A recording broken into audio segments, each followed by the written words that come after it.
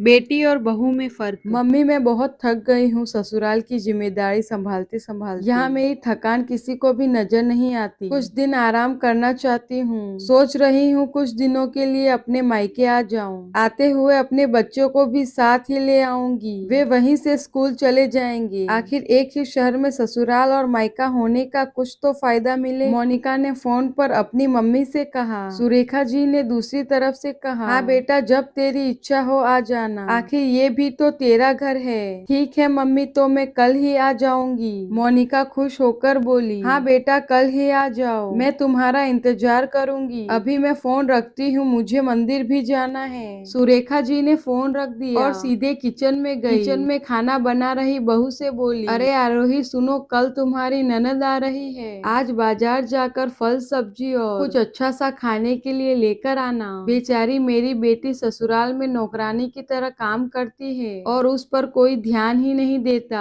यहाँ आएगी, कुछ दिन रहेगी तो उसका मन और तबीयत अच्छे रहेंगे। सास के मुंह से ऐसी बातें सुनकर आरोही का चेहरा उतर गया। वह मन ही मन सोचने लगी, काश आपको मेरी थकावट भी नजर आती। मैं भी दिन रात झाड़ू पोछा, बर्तन, खाना बनाना, मार्केट जाना और हर वह काम करती हूँ जिससे हमारे परिवार वालों को कोई दिक्कत ना हो। काश आप मुझ पर भी ध्यान दे पाती। आपकी बेटी तो जब मन में आता है तब यहाँ आ जाती है, लेकिन मैं साल में एक बार ही अपनी मम्मी पापा के पास जाती हूँ, तब भी आपको प्रॉब्लम होती है। मैं भी इंसान हूँ, मेरा भी मन है, मुझे भी लगता है अपनी मम्मी के पास जाकर थोड़ा आराम करूँ, सुख दुख की दो चार बातें करूँ, अपना मन हल्का करूँ। भगवान अब तुम ही कुछ करो ताकि मेरी सास की आंखें खुले और उसे मेरी थकावट भी नजर आए। शाम तक भगवान ने जैसे आरोही की सुन ली और उसकी ननद का फोन आया। ननद ने अपनी मम्मी से कहा कि उसकी सास ने उसे मायके आने के लिए मना कर दिया है, इसलिए इस बार वो नहीं आ सकती। सुरेखा जी बोली, ऐसे कैसे मना कर दिया? पहले तो कभी वह तुम्हें आने के लिए नहीं रोकती थी, इस बार भला क्या हो गया?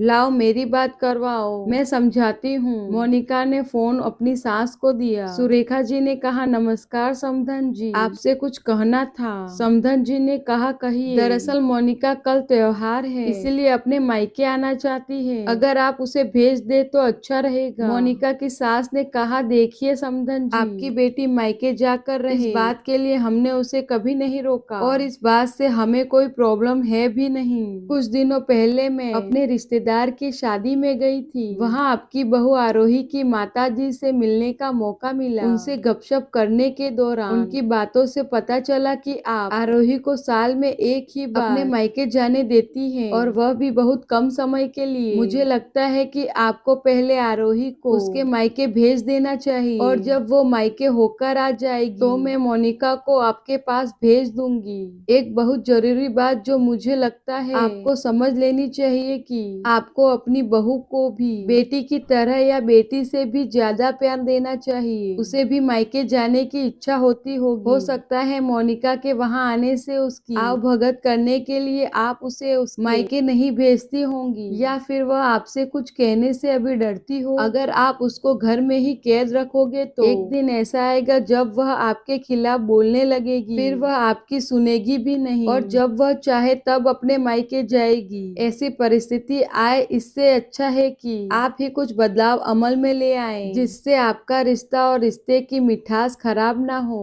सुरेखा जी को अपने समधन के हर एक शब्द में सच्चाई नजर आई। उन्हें महसूस हुआ कि उन्होंने अपनी बेटी के प्यार में अंधे होकर कभी भी अपनी बहू के मन का विचार नहीं किया। उन्होंने हमेशा अपनी बेटी को अपनी बहू से ऊपर रखा। दूसरी तरफ मोनिका भी अपनी भाभी के बारे में हो रही इस बातचीत को सुन रही थी। उसने भी रियलाइज किया कि वह कभी भी अपनी भाभी के साथ ठीक से बात नहीं करती और जब भी वह मायके जाती तो भाभी थोड़ी उदास रहती है। सुरेखा जी ने अपनी बहू को बुलाया और उससे कहा कि आरोही कुछ दिनों तक मोनिका नहीं आने वाली है, इसलिए पहले तुम अपने मायके होकर आओ। यह सुनते ही आरोही का चेहरा खिल गया क्योंकि यह पहली बार था जब उसकी सास सामने से उसे अपने मायके जाने के लिए कहा था। अगले दिन आरोही अपने मायके गई। इस बार एक दो दिन नहीं, पूरे हफ्ते भर रहकर आई। अपने माता पिता से अपने रिश्तेदारों से मिलकर आई और जब वह लौट कर आई तो उसका चेहरा खिला हुआ था, उसकी आंखें चमक रही थी। आरोही के आने के बाद मोनिका भी अपने मायके आई और इस बार बार वो खुद सामने से अपनी भाभी से खुशी खुशी मिली और अच्छे से बात की। मोनिका ने अपनी मम्मी से बात करके उन्हें भी अच्छे से समझने में मदद की। वह कहीं न कहीं आरोही के साथ गलत व्यवहार कर रहे थे। दूसरी तरफ आरोही अपने ससुराल वालों के बदले रवैये से बहुत खुश थी।